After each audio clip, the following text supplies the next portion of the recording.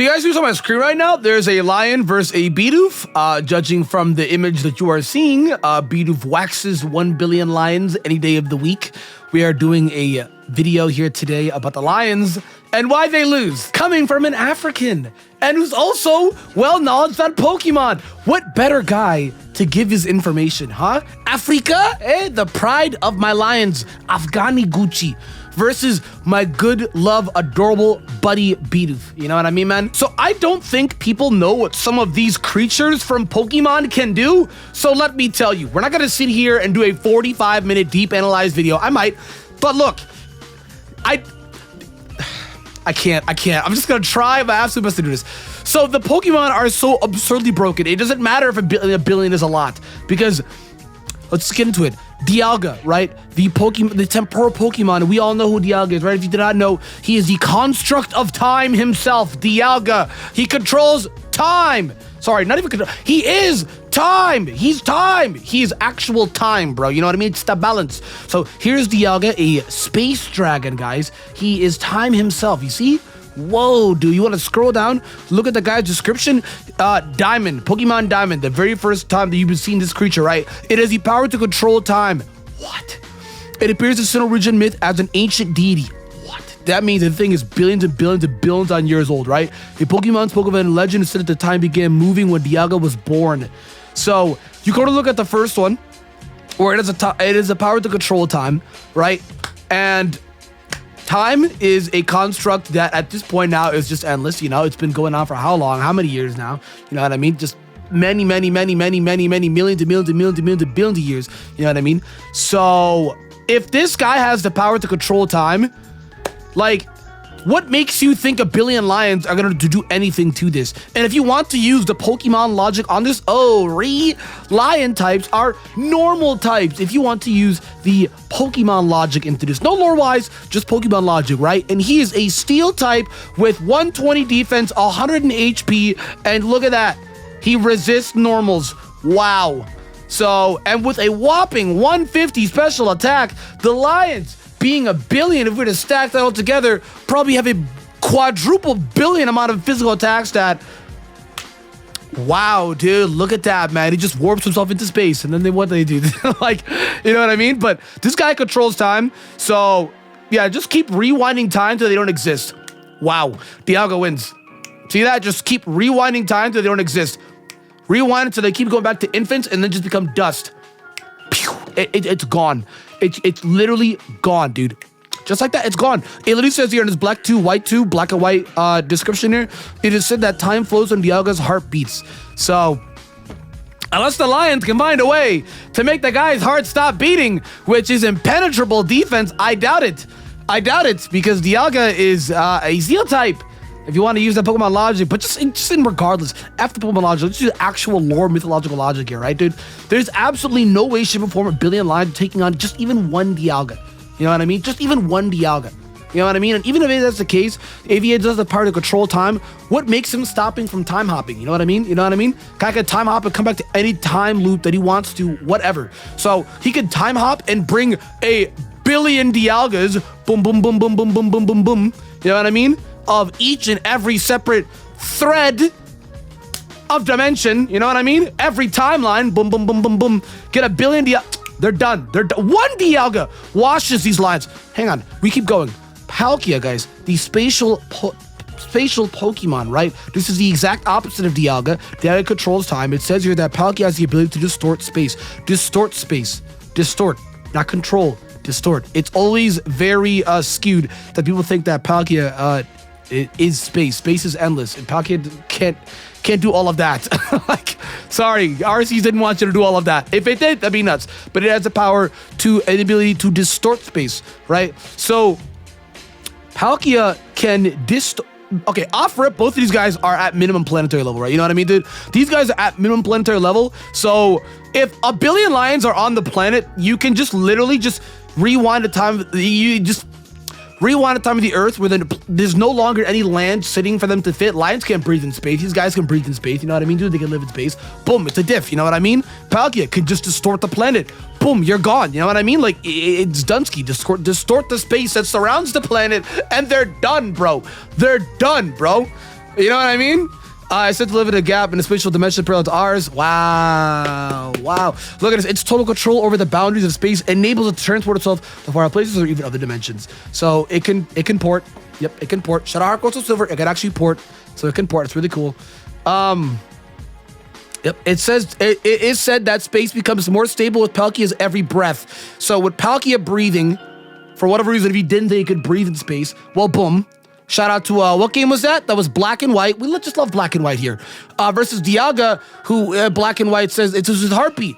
So Black and White, next description, by the way, just amazing. Can we just give a shout out? Just amazing. So already off rip, lines lose to just one Dialga and one Palkia. The duo they lose to, a billion versions they lose to. So yes, I understand that a billion is a lot, but if you were to put a billion lions right now on the planet, and they were to face, because obviously you have to put them on the planet because you can't put a billion lions in space. They'll all just pop and explode. You know what I mean? Nothing will happen. They can't breathe in space. Unless you give them like astronaut suits, and even then, you know what I mean? They're so limited to the air. So we have to make it even, right? You put the lions on the planet Earth, right? That's obviously, right? You put these guys and they were to come down to Earth, right, dude? Or hell, they just pop the Earth. So it's only Dunsky. Giratina, we'll go to Giratina. I'm just going to go to it real fast, guys. We'll be here for a long time. We're going to go to Giratina now. Easy. Renegade Pokemon, easy, dude. Easy. It's just a Pokemon that is said to live in a world on the reverse side of ours. It appears in ancient cemetery. So this Pokemon is said to live in a world of reverse of ours. Okay, so just common stuff. So the thing about Giratina, the thing about Giratina is this one is a tough one. This one's a toss. I'm not gonna lie to you. The thing about Giratina is he's banished to a different dimension, but we actually don't know if because we saw humans go into the distortion world and they were fine. You know what I mean? Cyrus was like mentally effed. You know what I mean? Cynthia was like just fine. The 10-year-old ourselves, Dawn and Lucas, fine. You know what I mean? So okay, but in you guys' eyes, would you consider it a dub if he was to just warp them all into this dimension, which at that point that comes down to stamina consumption? You know what I mean? Is he capable? Because a billion is a lot. Is Giratina capable of warping a billion lions into an alternate dimension and then leave that dimension and go into, you know what I mean? Like, can he leave that dimension? It's how to get upon the old world from Distortion World. So, and the Distortion World is massive. You know what I mean? It's a world. It's completely massive. It just, like, people think it's small. It's massive. You know what I mean? It's huge. So, at that, and he also gets stronger when he's in it because of his alternate form, the origin form. So, at that point, would you guys consider that a W? I'm gonna leave this one up to you guys. Would you guys consider that a W where he warps them into the Distortion World, which it's been proven that you can breathe and live in there. Cyrus is in there for what felt like years for him, but in reality, it was really just only like 5 minutes. But it felt like years for him because the time in there is completely different. Everything is flip-sided and backwards. Space is effed up. Time is effed up. You know what I mean? Like, everything's effed up. But you can breathe in there. You can live in there. It's just not good. You will eventually die. So in my eyes, I will consider this a dub, but it's only if he can warp all a billion lions into it. And at that point, that comes down to the standard consumption of Giratina, which at this point, we really don't know. I mean, the guy's been able to take on Arceus, not win, by the way. He obviously lost, but he's able to take him on. You know what I mean? There was a fight. So there's definitely a respectable amount of stamina here if you can take on God. He lost, but he took him on. You know what I mean? He took him on. So I'm going to leave this one up to you guys. Me personally, I'm going to lean towards the dub because if he were to take them all, I don't know, that just comes down to stamina consumption. I don't know. It's just stamina. Can he take a billion lions into an alternate dimension? Because if he can, they will eventually die with no food. They will eventually die. So there's no Pokemon in there as far as we know. So yeah, we're going to go to Arceus now. I mean, come on. You think a billion lions are beating Arceus? Dude, this guy destroys planets. This guy is universal level. This guy is dimensional level. Like, it's Arceus, bro. You kidding me? Dude, it is described in mythology as a Pokemon that shaped the universe with 1,000 arms. Dude, he shaped the universe. If you think one small speck, planet Earth, where there's a billion lions on, the universe is much larger than a billion lions. I'm not even gonna stay on this one for a long time. One Arceus washes. Plus Arceus creates Pokemon. You don't think you can create a billion Pokemon? Arceus doesn't even need to fight. he could create a billion Pokemon that are much more durable, that have a lot more higher stamina consumption than a lion, right? Than a billion lions at that, right? So he can even create a Pokemon. It's endless. It's endless. Arceus wins. One Arceus wins. Easy. Lions still lose. The only one Lions, sure. Lions still lose. Necrozma, I don't think this mon is talked about enough because people did not care about this game that much. The thing about Necrozma is this thing is able to swallow all light from stars. Now, if you do not know this, stars have light, planets don't. There is a massive difference between stars and planets. Massive, massive, massive difference. I will pull up a list here to help you guys understand all of this, because I feel like it's a lot to process. Here's all the basic comparisons. This is the differences between stars and planets for dummies, because I don't want to sit here and talk for 40 million years and make this video an hour long. Super simple basics. We all learned this, right? We all learned this in astronomy. Stars have light. Planets don't have their own light.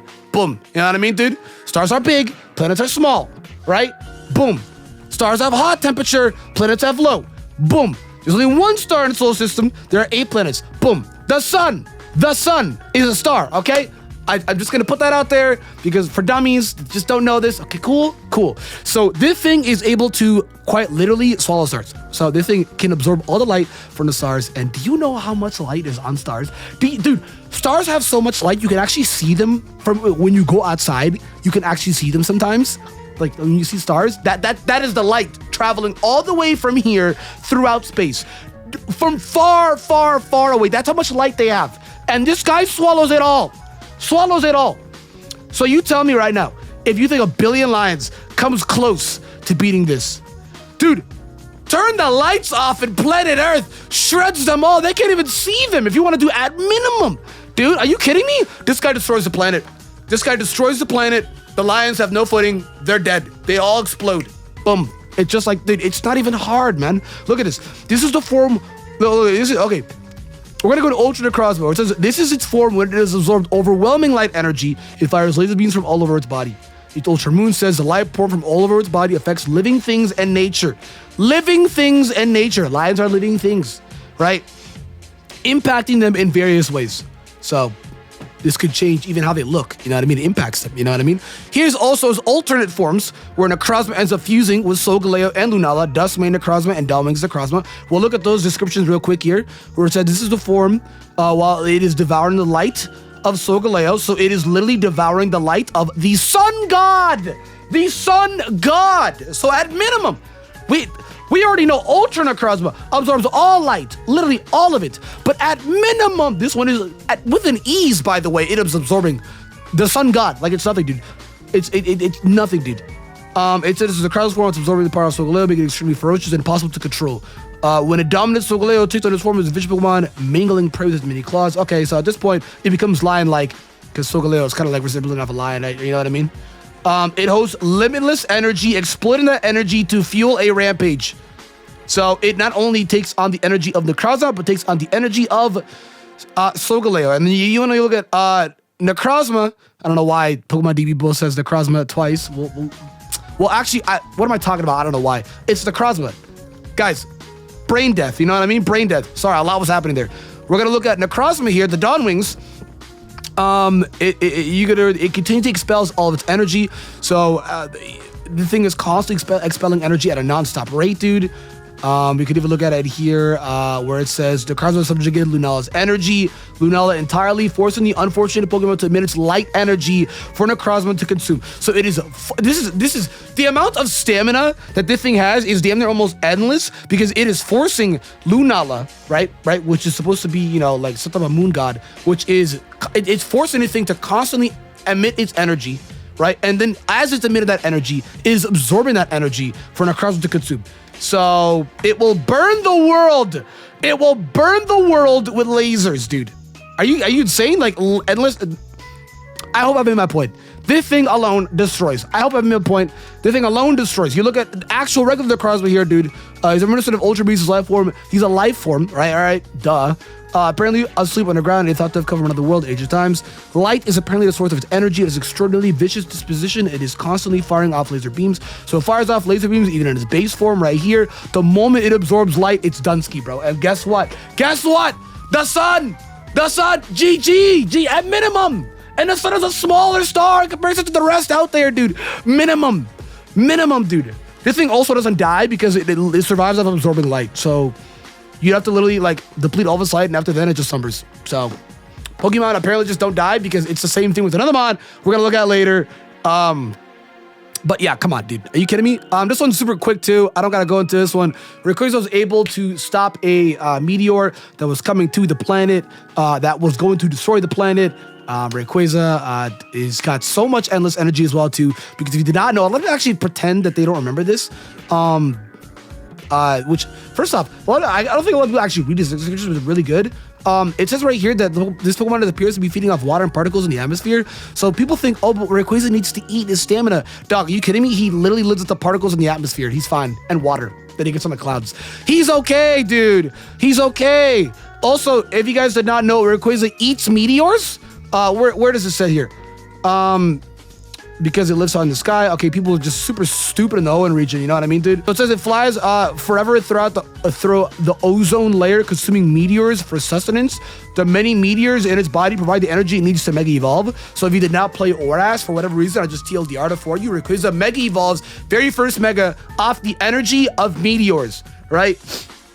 Right, and meteors come in all different shapes and sizes with all different shapes of levels of a threat, right? And there was one in Mystery Dungeon where that was capable of destroying the entire life itself on the planet that they were living on. It was going to destroy the world that they were living on. Easy. And guess what? Rayquaza one-tapped it. They had to beg for Rayquaza's help, right? And he didn't even struggle. He one-tapped it. He one-tapped something that was capable of destroying a planet. So Rayquaza definitely has the power and the energy, right? And plus also, the energy of meteors is completely different from the energy that lions get off of just becoming strong, you know what I mean? Being fit, eating meat, like it's completely different to a whole different scale. Just like Necrozma's energy stamina consumption is completely different as well too from the light it absorbs versus, I don't know, like energy from you and I, from working out or eating good food, you know what I mean? Like just like lions, it's completely different. So I understand that 1 billion is a lot, right? But this guy is capable of also taking out a planet. So I think no one's going to disagree that Rayquaza is definitely capable of destroying a planet, especially Mega Rayquaza, right? Are you kidding me, dude? Like, okay, even if you want to use Pokemon Logic, like I said again with the Dialga and Palkia, this guy has 180 in both attack stats. Like, a lion is getting destroyed. Like, dude, this guy is capable of stopping Groudon and Kyogre, two creatures that at minimum can also destroy the planet. We literally are watching them going to destroy the planet, and this guy's like, yo, get the fuck away, and they back up, you know what I mean? All he does is talk, and they back up. This guy has got so many feats, so you have to respect the feats. He's got so many feats, and you just gotta respect it right there, you know what I mean, dude? The guy's a monster, he's a beast. Billion Lions, again, they lose. I don't know what you want from me. Evoltol, I think if you play Pokemon, you notice when Evoltol is said to be there are a lot of North astrology in this with the Yijil. I'm messing it up. I'm messing it up hard. The tree, the Yijil, whatever it's called. I'm messing it up, right? This Pokemon is actually capable of absorbing life. It absorbs life. And you know, at this point on, the thing's stamina consumption is absolutely absurd because people were so afraid of it to a point where they didn't even want to attempt to even interact with this thing, right? So check it out. It says when its life form comes to an end, it absorbs the life energy of every living thing. So this thing's stamina is damn near, it's probably a lot higher. Whatchamacallit? Because you got to think about it. Like, you could argue Rayquaza is higher once he eats more meteors, right, dude? But the thing about Evoltol, this just ended up becoming, also, by the way, guys, I'm sorry, this ended up becoming about me jerking off Pokemon's power scaling versus, like, actual lines. But, come on, it makes sense. Like, okay, so with Evoltol, right? When his life comes to an end, it absorbs the life energy of every living thing and turns to a cocoon once more. So literally when this Pokemon is going to die, yes, when it is going to die, Pokemon just refuse to die, especially the legendary ones. I don't know why. It's the same thing with the Necrozma. He refuses to die, absorbs light, becomes like this, and then sleeps and becomes like this. So like, it's kind of crazy that Pokemon just refuse to die, especially the legendary ones. They've been alive for so long. It makes sense, right? The thing refuses is so stubborn that refuses so hard to die that it will absorb life of every living thing. Every living thing. So if you were to do that right now of every living thing, humans alone, there's like, what, 7.8 billion humans on the planet Earth? right now, dude, and it absorbs life of every living thing. Keyword every living thing, even in the X and Omega Ruby as well too. It even says it absorbs the life force of living creatures. And then it just, so you could argue that it can't absorb 1 billion lions all at once if you were to just only read this description, because it states that it absorbs the life force of every living creatures. So at that point, you would stop and think to yourself, can it absorb 1 billion lions if it can absorb life force? Because we know it can absorb life force of living creatures, but now we need to know the limit. And then Pokemon Y and Alpha Sapphire, they notch it up a notch, and they're like, oh yeah, we said it absorbs living creatures, we never told you how much. It's everything. It's everything. It absorbs every living thing. Every living thing. See, that's 7.8 billion humans I was just stating off the bat, dude. That doesn't include plants. That doesn't include animals. You know what I mean, dude? The list goes on. The list goes on. That doesn't include bacteria. The list goes on. And it stated not even just humans or animals, because this says the life force of living creatures. This now says every living thing. Every living thing. This thing's stamina is so absurdly high, because stamina is definitely a valid argument in this, guys, because a good way that 1 billion lions, you think of 1 billion lions and you're like, all right, you're not really sitting down and thinking of the actual one strength of the lion.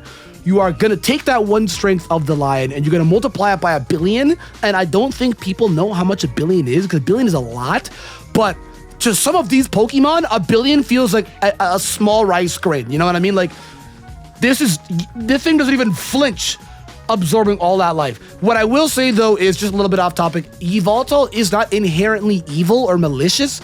It is a construct of life. It is a necessary. It's just death. Death is not a malicious thing. It's just death. Like, it can be, but it's just death. So there's that. Let's bring it down a bit. I've been jerking off legendary mons here for a minute. Macarco. This fire banana snail, so slow, 30 base speed. This fire lava banana snail, non-legendary. Can this thing take on 1 billion lions? Yes, and here's why. Necrozma is said to have 18 easy. Necrozma. Sorry, I was too busy stuck on Necrozma, dude. DPPT says that its body temperature is roughly 18,000 degrees Fahrenheit. Flames spout from gaps in its hardened shell. You tell me how 1 billion lions will run up on this guy, and it says the flames spout from the gaps in its hardened shell. Here's the thing about the shell, because you could debate, oh, they just don't have to crack the shell. Yeah, the shell's fragile. The shell on its back is just skin that has cooled and hardened. It breaks easily with a slight touch. So 1 billion lions, oh yeah, they're definitely cracking the shell, and at that point, it's no longer harnessed. It's going to just be nonstop pumping out energy at 18,000 degrees Fahrenheit that will destroy them. That you can't even be around this guy. You can't. You can't. You can't. There is something here. Look at it. Just touching it causes it to crumble apart. The Pokemon turns to original size. There was another one as well too that I actually read. This is insane. This Sapphire Knight description is insane. It says water is vaporized on contact. Guess what? Lions have water in their body. If this Pokemon is caught in the rain, natural occurrence by the way, the raindrops instantly turn into steam. You can't even get this guy out. You can't shut him out. Because I know there was some people probably would sit there and say, what if 1 billion lions just spit on it? And just douse the flame? Nah, you can't. You can't. You cannot, dude. So this thing is so obnoxiously stupid that it just can't even be melted. It can't be turned off, dude. You can't even come close to it. Just to give you guys a reference as to how hot freaking Macargo is, the surface of the sun is 10,000 degrees Fahrenheit. Right when you get to the center of the sun, obviously it's 227 million degrees Fahrenheit. We're not even going to talk about that. But 10,000 degrees Fahrenheit is the surface of the sun, and you can't even get close to the sun without even like just melting, evaporating, popped into space. You can't even come close. You know what I mean? You can't. They've tried sending stuff to close to multiple times, and all it does is just melt. They lose money. So there's absolutely no way 1 billion lions are even going to come close to this thing at all. At all. at all, dude. This thing is so obnoxiously hot. So here, just people have been saying I've been jerking off legendary Pokemon. I'm sure they'll be saying that. Here's a regular, everyday Pokemon, which, by the way, is absolute garbage in competitive. This thing's typing is roadkill. This thing has no speed. For whatever reason, they pumped everything into 120 defense, even though the shell is fragile. Apparently, it's a lie because it's 120 defense, right? The 90 is also power cramped. It's typing dog water. End of the day, the thing competitively is absolute garbage, but lore-wise, it's easily one of the strongest Pokemon ever. This thing is absurdly insane. And yeah, Lions lose. Lions lose again. Guys, I gotta go on to another one. I'm just gonna speed through these last three. Right? Kyogre. I talked about Kyogre and Groudon earlier, but here's Kyogre. Kyogre is said to drown the world. This Pokemon can create massive rain clouds that cover the entire sky and bring about torrential downpours. Let's try saying that 42 times. This Pokemon save people who are suffering from droughts. So it's interesting because in the opposite deck description of Groudon, it's the same thing that it saved people from terrible floods. So they're actually not always seen as bad guys. But the same thing as well too. This Pokemon is said to have expanded the sea by bringing heavy rains as power to control water. So people, for whatever reason, don't think that they can control water. Yes, there are people out there that did not thoroughly play these games and think they can control water. Yes. People think that it can't because it just causes rains. Dude, it's literally in control. It's in control. Tro, imagine the Kyogre, right? Let's just say it's on the Indian Ocean facing these lines, right?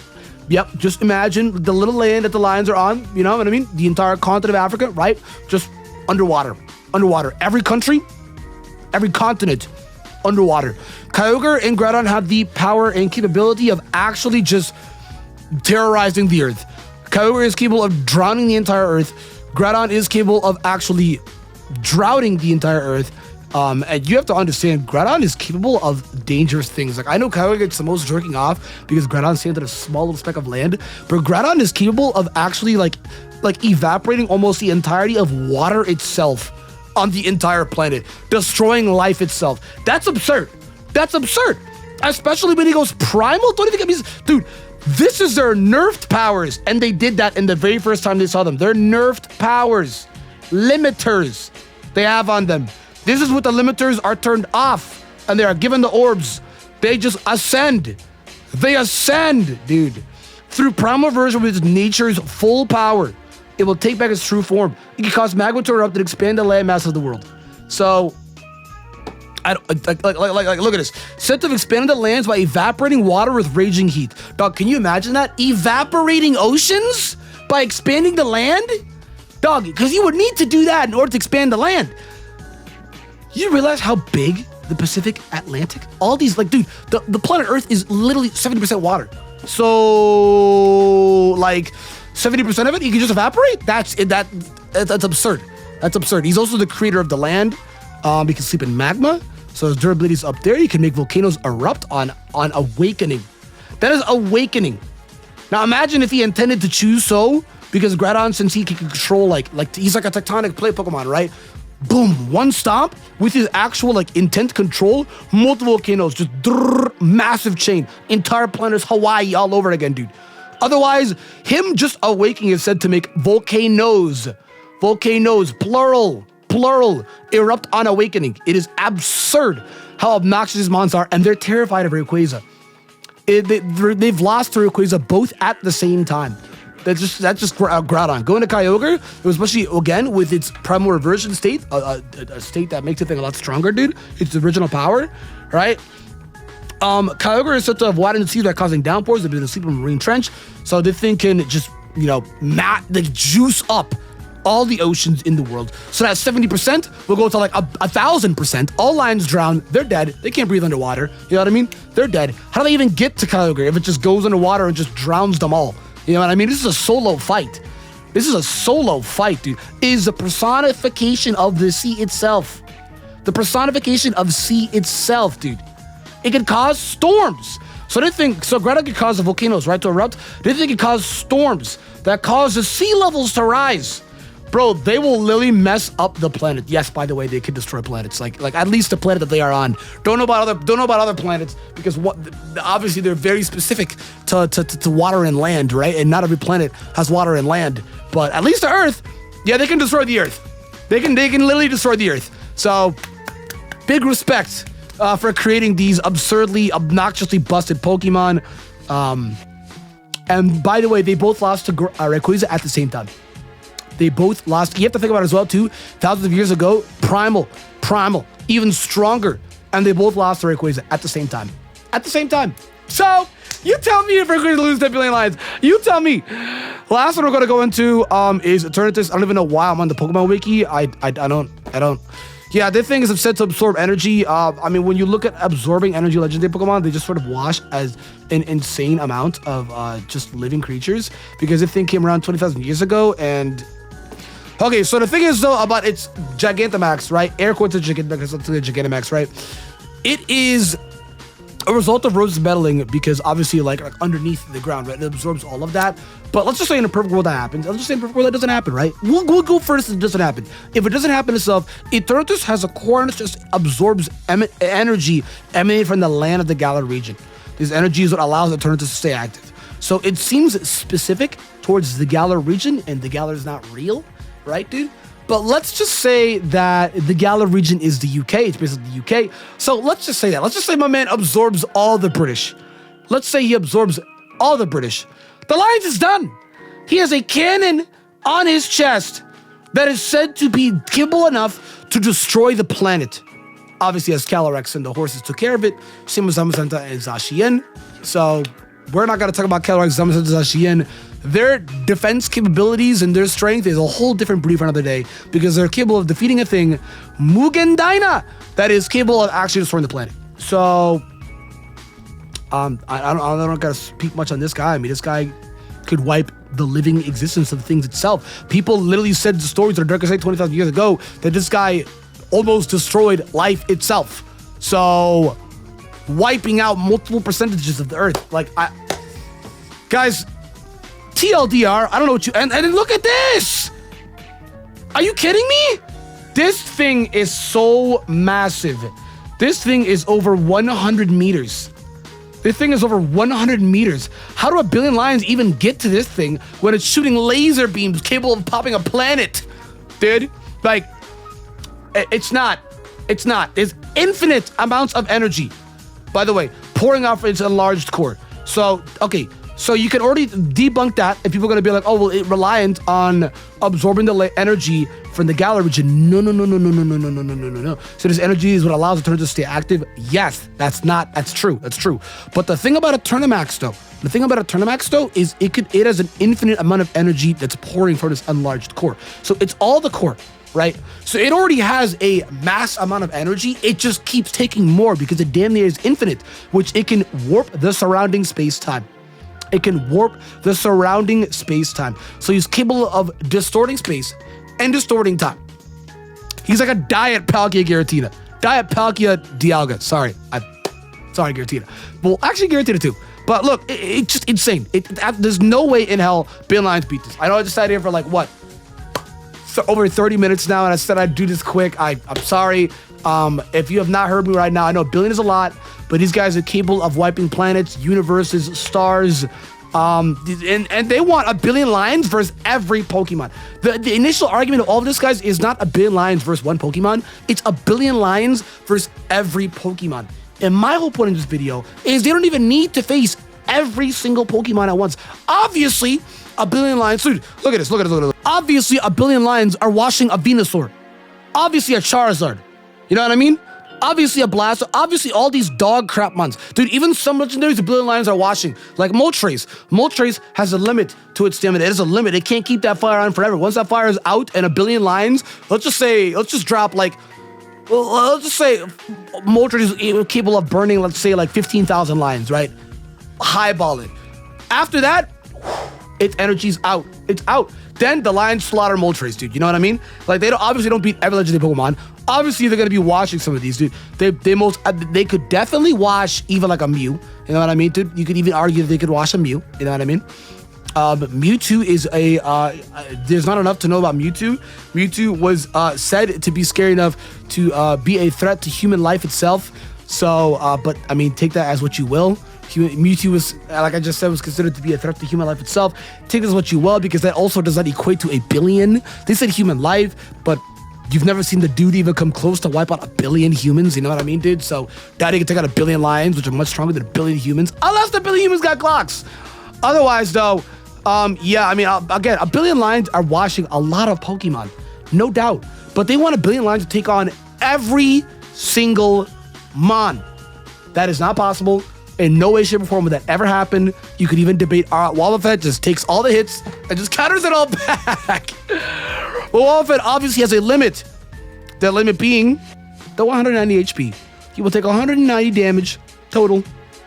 Right? Or sorry, you're going to be technical. 584 total. And after that, he's dead. So, yeah. So, like I said, billion lions are definitely washing a lot of Pokemon, but the ones that I stated, they're not. And the whole initial argument is that it's 1 billion lions versus every Pokemon, and that's just not true. It's not true. They don't win in any world whatsoever at all. Unless 1 billion lions end up becoming Magneto, and you give them a gun. Like, or they end up becoming like Superman, and you give them all a gun. Then these Pokemon are in for a run for their money. But guys, let me know what you thought. Let me know what you thought. I hope you educated some of you guys. Sorry if I talk fast. Let me know what you thought. Thank you for watching, and yeah, I'll see you guys for the next one.